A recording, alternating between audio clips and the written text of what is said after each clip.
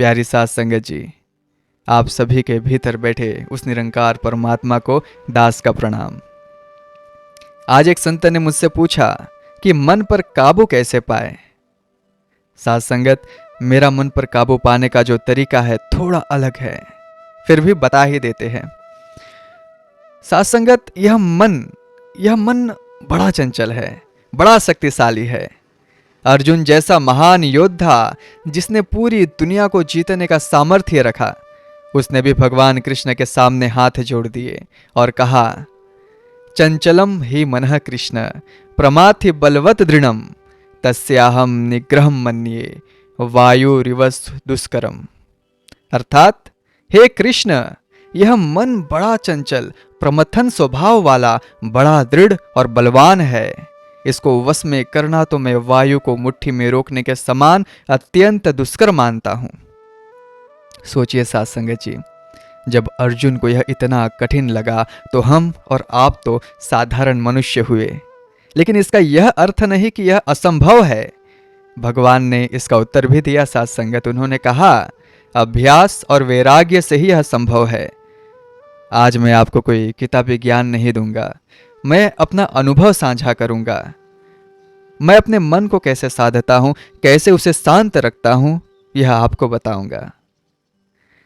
देखिए, जो अवस्था मैं आपको बताने जा रहा हूं वह एक ऊंची अवस्था है, लेकिन इसका यह अर्थ बिल्कुल नहीं है कि जो संसारी है, जो गृहस्थी है, वे इसका पालन नहीं कर सकते।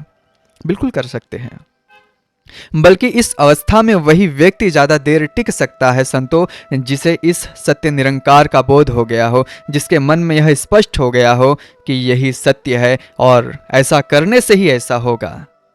तो मैं जो कहने जा रहा हूं साध संगत, उसका प्रमाण हमारे शास्त्रों में, हमारे संतों की वाणी में भरा पड़ा है। मैं उन प्रमाणों को देकर अपनी बात रखूंगा ताकि आपके मन में विश्वास जगे, क्योंकि हमारा काम ही तो आपको विश्वास दिलाना है, आपको उस मार्ग पर चलाना है। तो थोड़ा ध्यान दीजिए।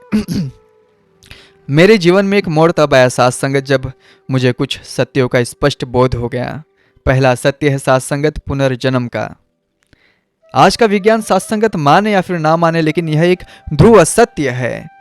मैंने उन सिद्धों से, उन योगियों से बात की है, उनके सानिध्य में रहा हूं, जिन्हें अपने पिछले जन्मों का स्पष्ट स्मरण है।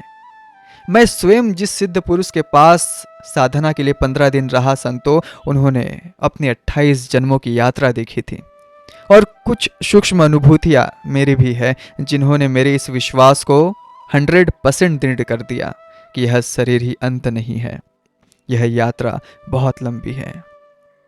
यह बात मुझे तब और स्पष्ट हो गई संतो, जब मैंने गीता में भगवान कृष्ण का वह वचन पढ़ा।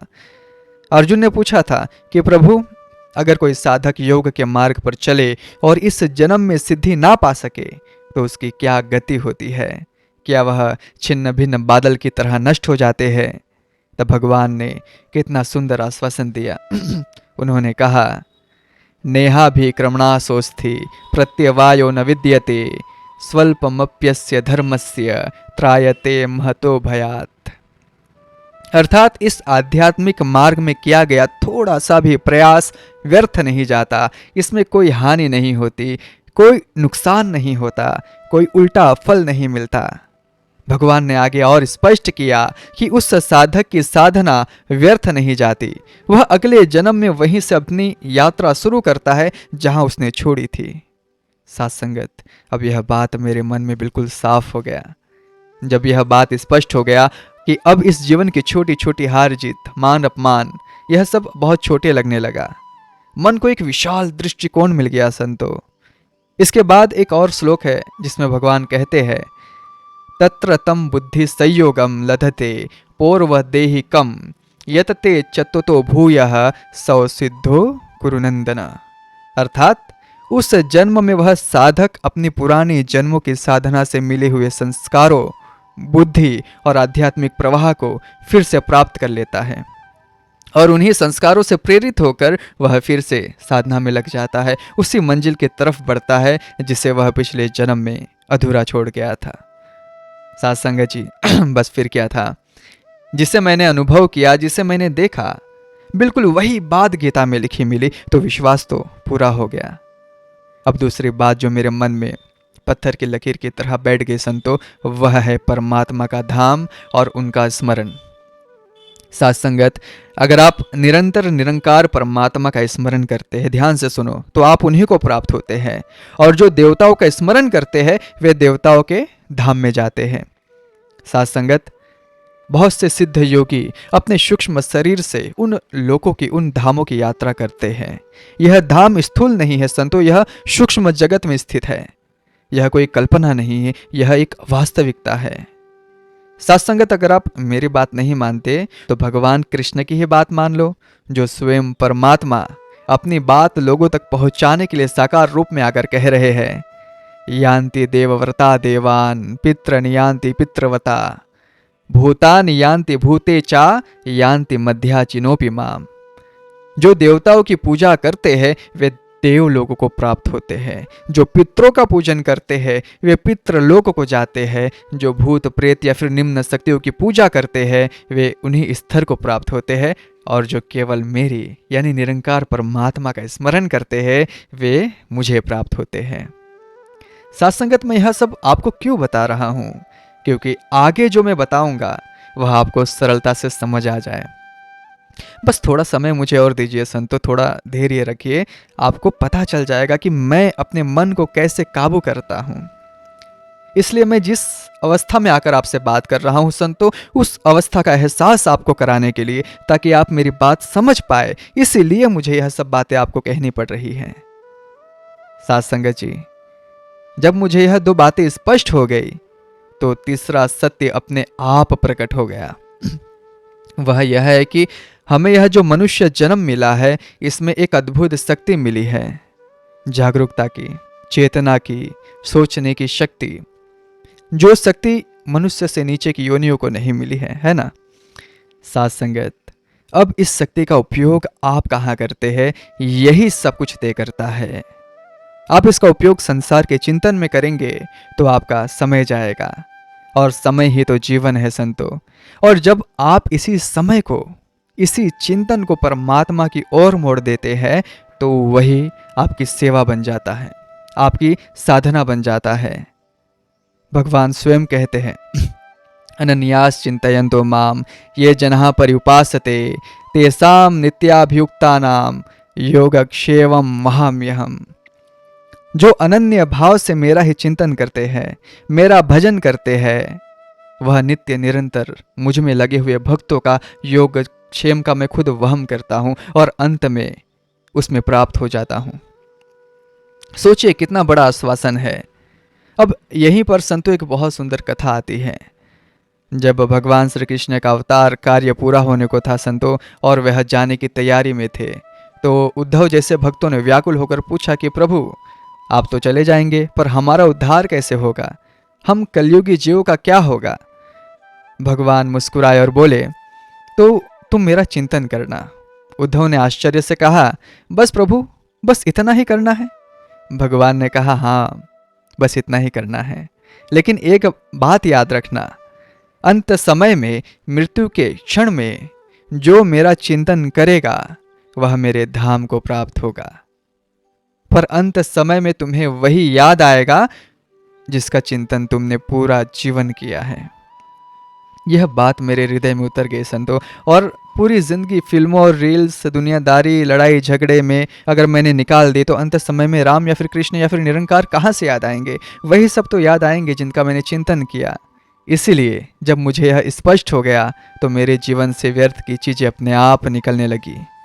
मैं रील्स नहीं देखता, मेरे जीवन में कोई व्यर्थ के संबंध नहीं है, मेरे जीवन में कोई भी प्रेमिका नहीं, मैं संसार की किसी वस्तु को इतना मूल्यवान नहीं समझता कि उसके लिए अपने परमात्मा को भूल जाऊं। मेरे हृदय में, मेरे विचारों में सिर्फ एक ही चिंतन है, मेरे परमात्मा का। और यह तभी हो सकता है जब आपका थोड़ा सा प्रयास और सद्गुरु और निरंकार की बड़ी सी कृपा होती है। और साथ संगत, जब आपके मन में 24 घंटे परमात्मा का चिंतन चलता है तो मन में व्यर्थ के विचारों के लिए जगह ही कहाँ बचती है।